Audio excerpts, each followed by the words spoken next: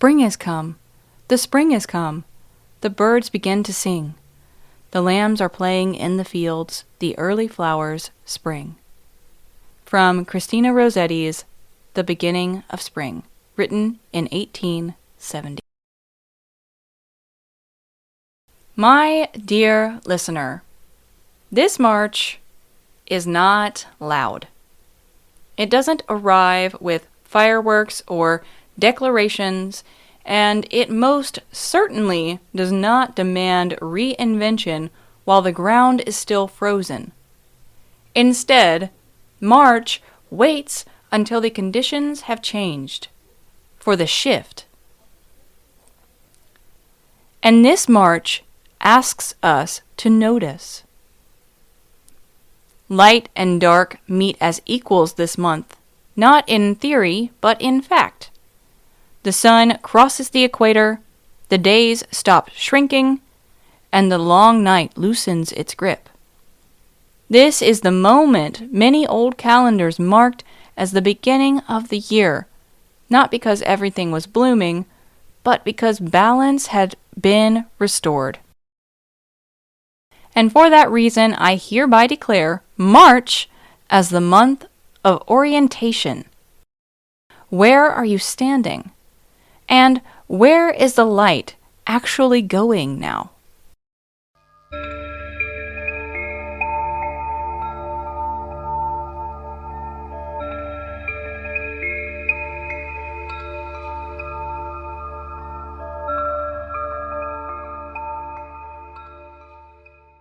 Welcome, dear listener, to Wishcrafting, and welcome to the March 2026 Almanac episode. I've got a lot of good information here for you, so without ado, let's just dive in. In mine and many others' opinion, March is the true new year. Where January still has us in the thick of the dark, March makes some space for light and for truth. The spring equinox is on March 20th, and it's not a celebration of instant rebirth. It's a hinge point. It's a moment where two forces hold equal power. And from that stillness, momentum begins to shift. This is why March is such fertile ground for intention setting.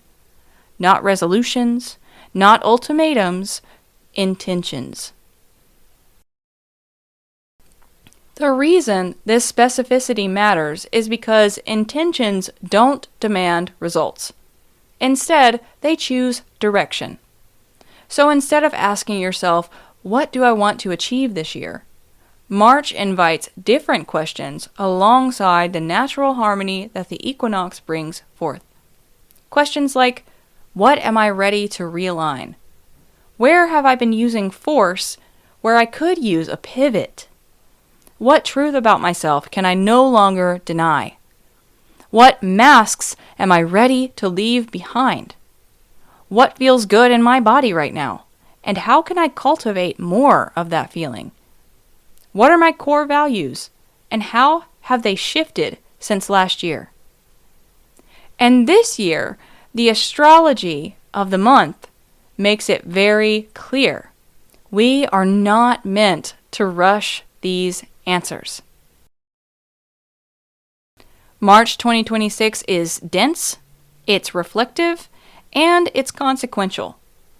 At a glance, it looks a little bit chaotic, but we're going to zoom in and see that chaos is actually clarifying. And y'all, I need that. February was the worst. Lowest energy of the winter season to date, and no energy reserves left. My whimsy and motivation feel pretty tapped out, so I could use the guiding hand that March is bringing in. And all of it wrapped in the sensitivity of Pisces and the bold ignition of Aries. So think of this month as editing season. It's not the final draft, but it's on the way. Now, the cauldron has reached quite the bubble. Let's go see what's inside. March is holding on to a quiet sort of gravity with Saturn and the North Node in Pisces. Saturn asks us for responsibility, and the North Node calls our attention. Pisces asks for compassion. So together, they're asking us for a mature and spiritual approach. This is not a month for saviorism or self-erasure disguised as kindness. This is a month for learning where empathy and obligation end and how to be in the space that's left once they do. Specifically, with the North Node in Pisces, there's a sense that something karmic is being clarified right now.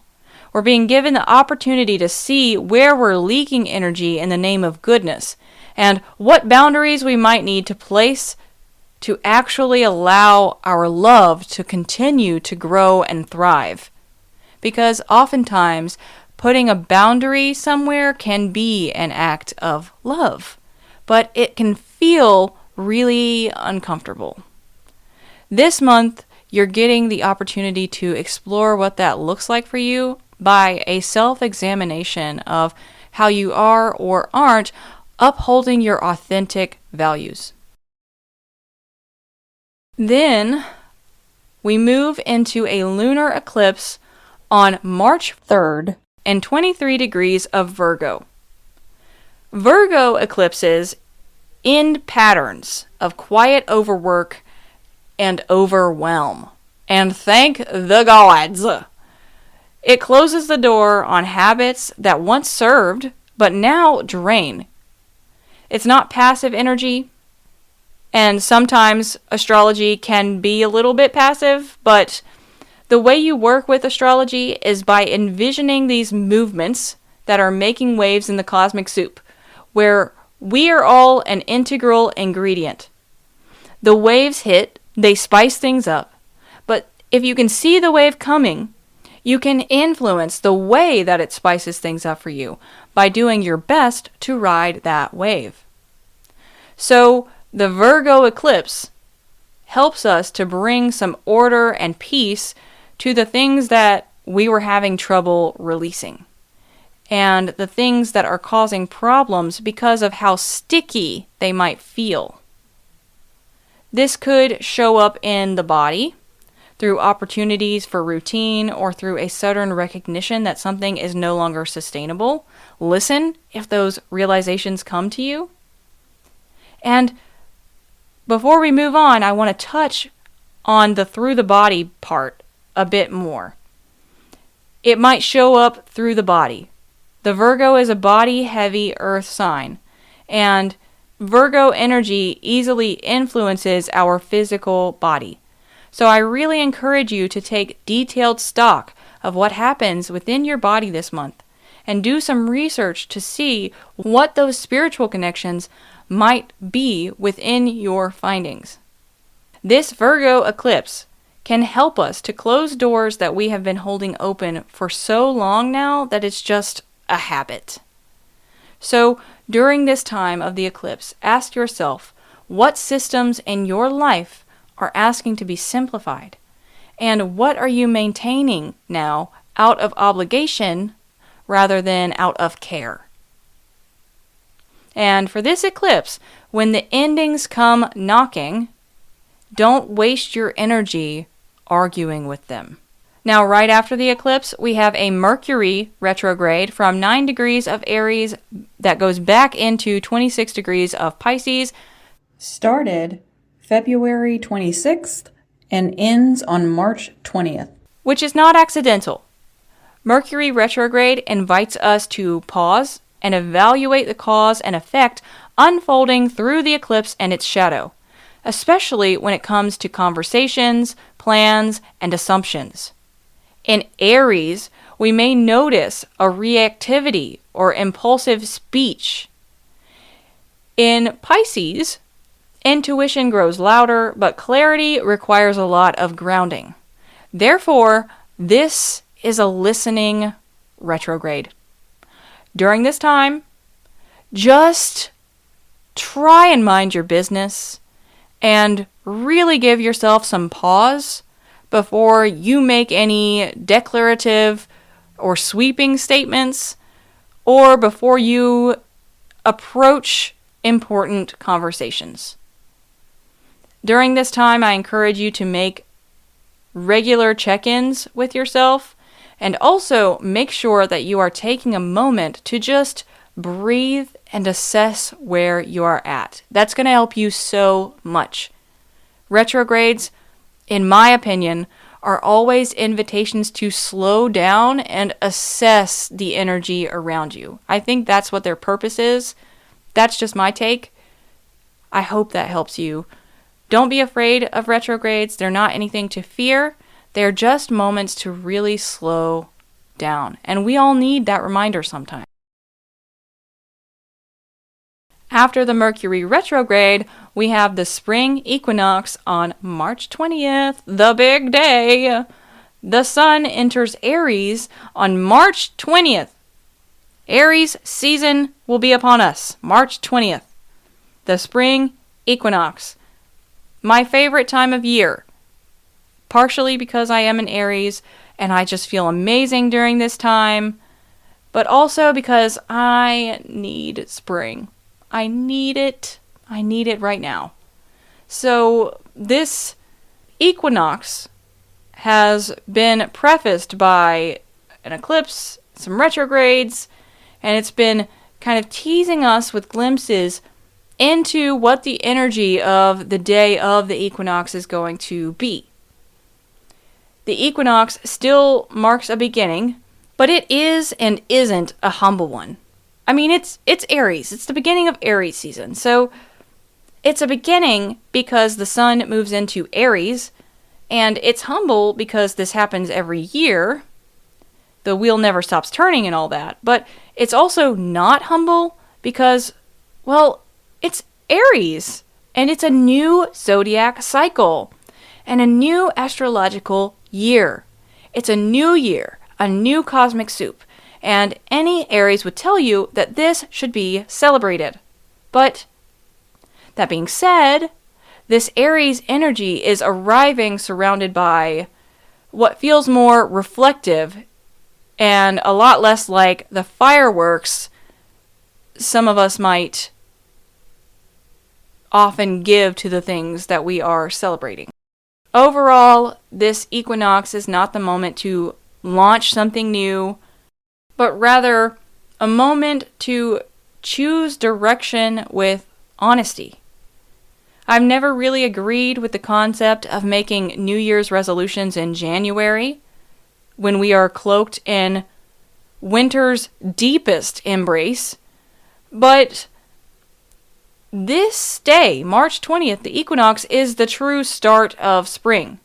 The earth stirs faster, the seeds have begun the big work of cracking themselves wide open to blaze a trail, just as Aries does and inspires in the astrological world and in the world of those who decide to tune into it.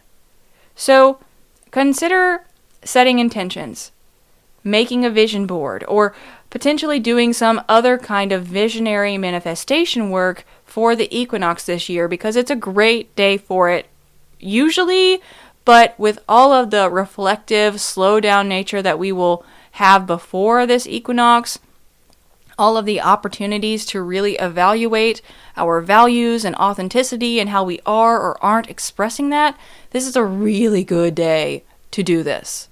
The energy is going to be a lot lighter. It's going to feel a lot more vivacious and have a lot more vital energy within that we are going to be able to tap into. And I'm really, really, really, really excited for that, for all of us. Now, a new era is emerging, and it's an era that is going to encourage us to collectively ask, what does inspired action look like when it's rooted in integrity? Integrity, integrity, integrity. March is the month of what the hell is integrity anyways. And I love that for us. We need that right now. I really do think that as a collective, we need to be asking that question. So this month is only a preview to what is coming when we all collectively gather and ask what integrity looks like, what rooted integrity looks like. It's a huge tone shift from dreaming to daring, and I am really hopeful. This day alone gives me hope, y'all. So take that as you will, and make sure you are taking stock, journaling, and seeing how this shows up in your life for you, so you can ask yourself that question and reprogram your internal compass to your true north as needed. And with that, we have finished visiting the stars. Let's turn off the cauldron, float back down to earth, and see what's going on the ground.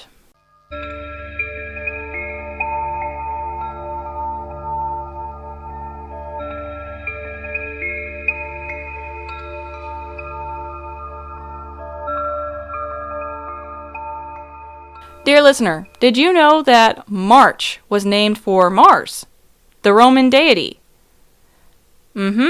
Well, Mars was not just a god of war, but a god of movement and action, which makes a ton of sense when you understand that Aries begins in this month.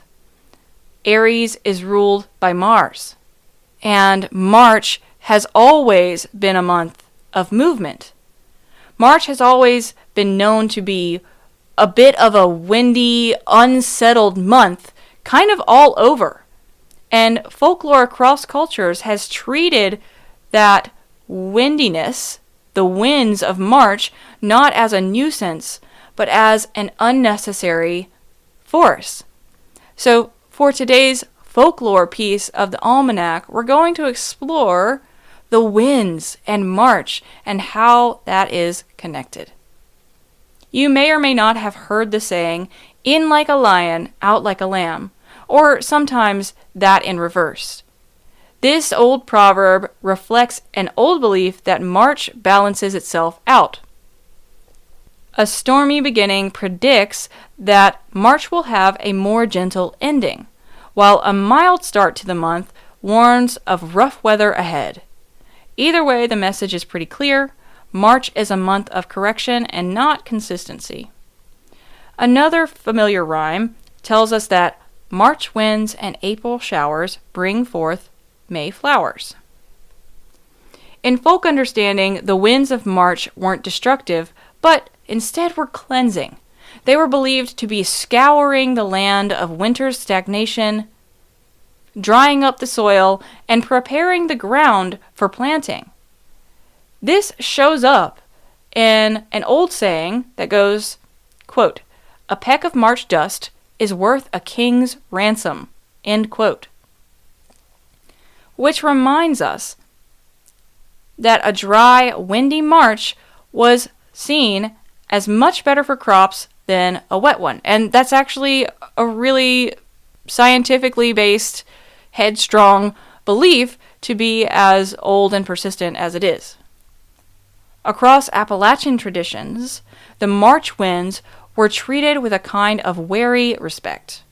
Windows were opened deliberately to let stale winter air out, carrying the illness and heaviness out through the window on the winds of March.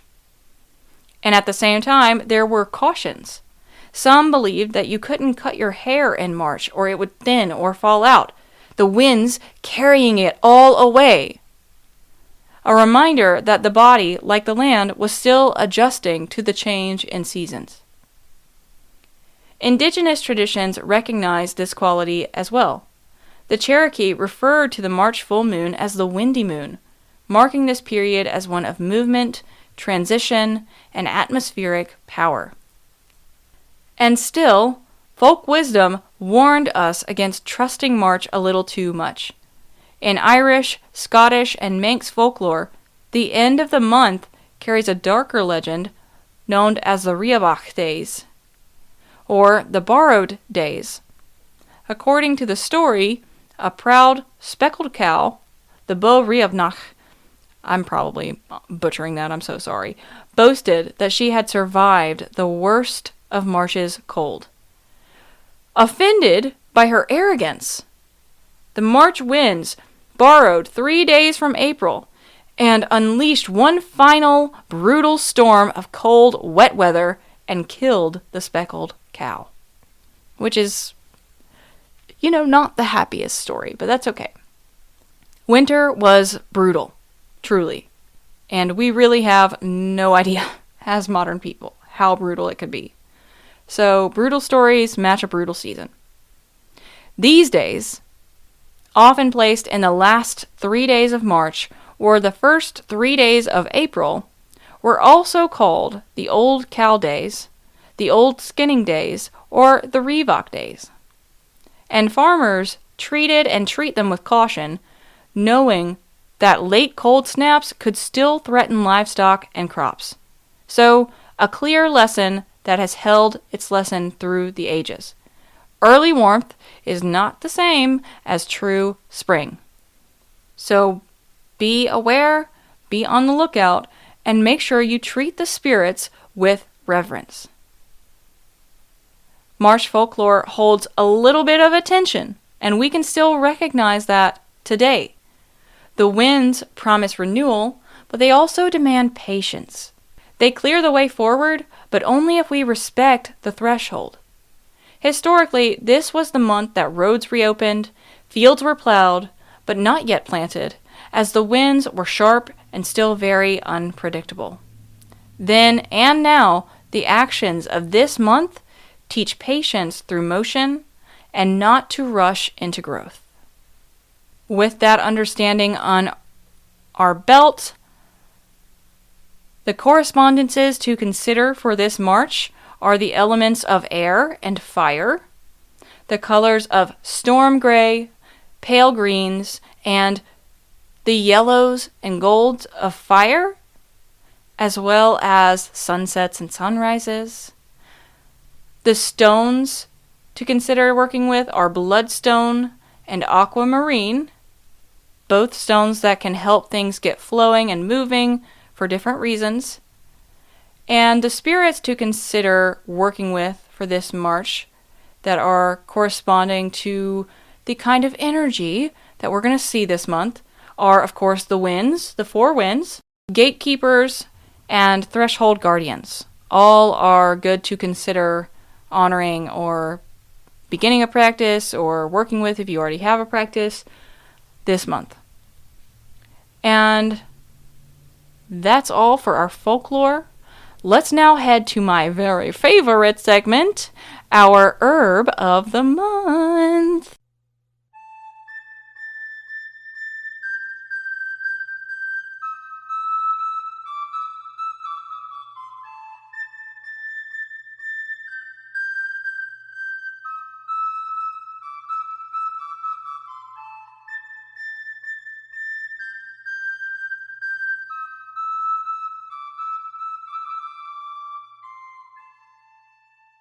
This month's herb is chickweed.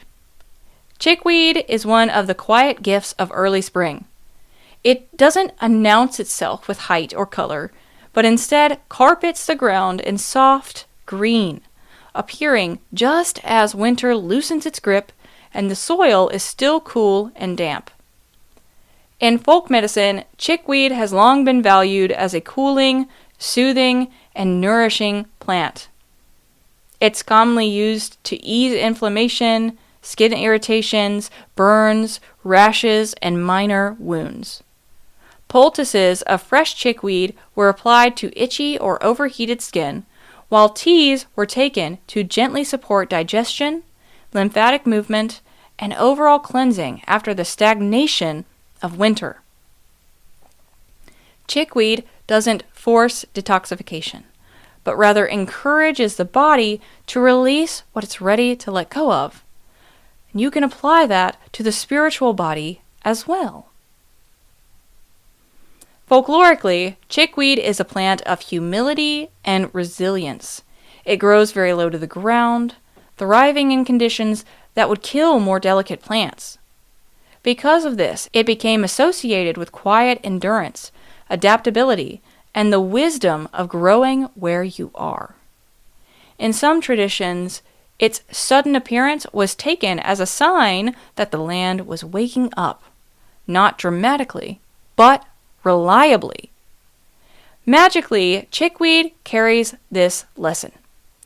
It's used in workings for gentle healing, emotional soothing, and easing transitions. Chickweed supports magic that doesn't demand transformation, but allows it. It's especially useful for spells or rituals focused on recovery, soft boundaries, and releasing irritation, whether physical, emotional, or energetic. Chickweed teaches us that not all growth is loud. Not all healing is dramatic. Some magic works best when it's moved quietly, steadily, and close to the earth. You can work with chickweed pretty easily by drinking it as a mild tea. It has a pretty good botanical flavor that's almost lemony in my opinion.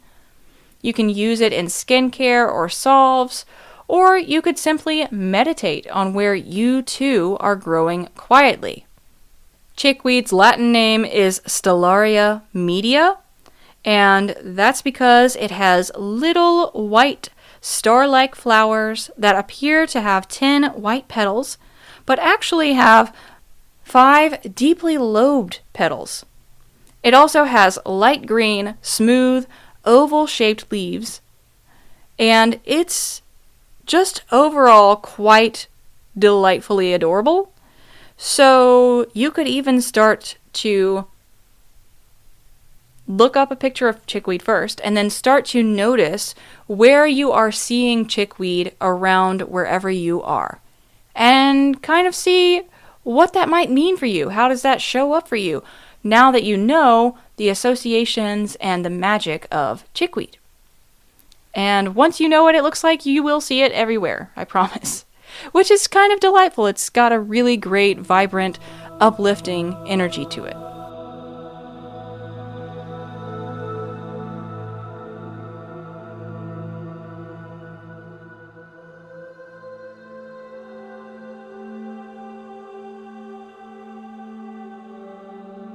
North, south, east, and west. Now the quarters are cold and the circle is cast. Welcome to the Learning Circle. Today we are going to do a little bit of Crystal Magic 101.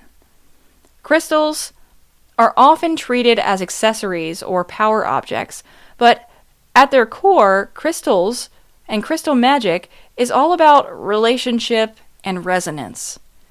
Remove the witchcraft for just a little bit.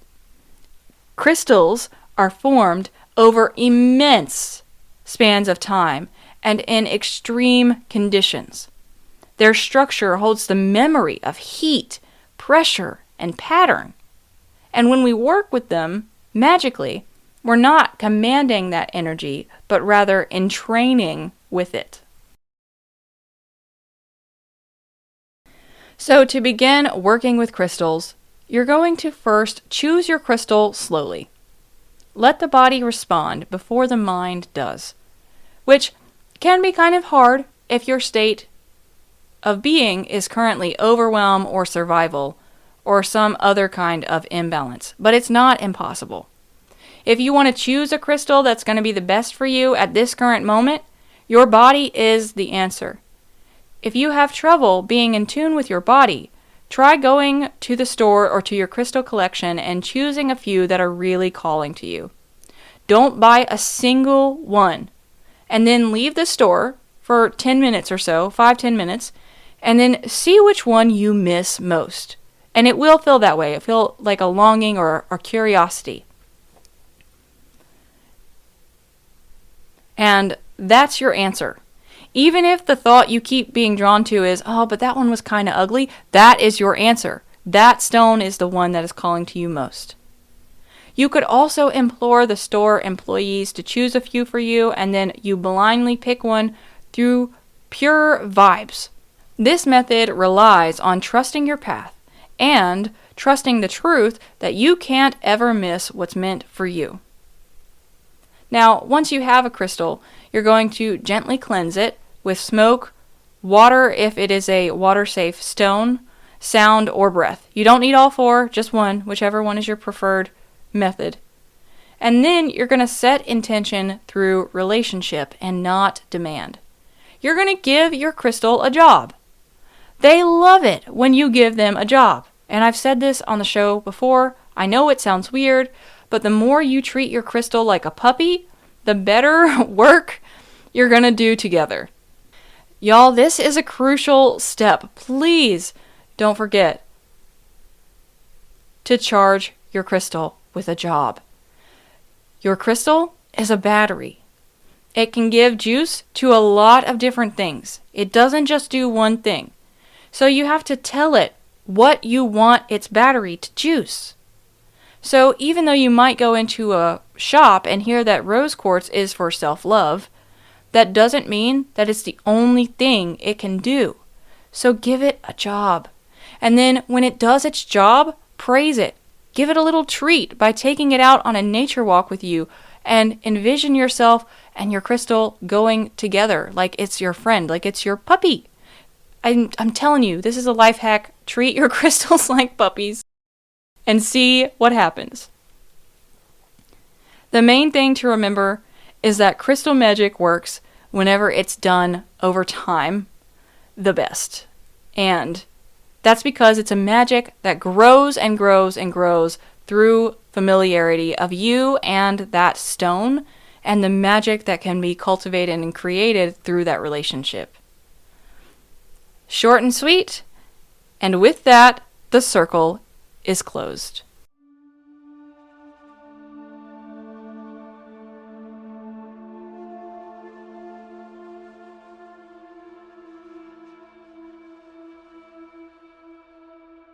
For March, I have a simple practice for you, and it's for the equinox.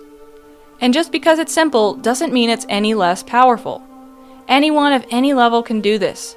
You're going to need just a little bit of paper, a pen, and a candle of whatever color pleases you. At dusk on the equinox, light a candle, and then I want you to write down one pattern you're releasing, one value you're going to commit to, and one direction that you're curious about.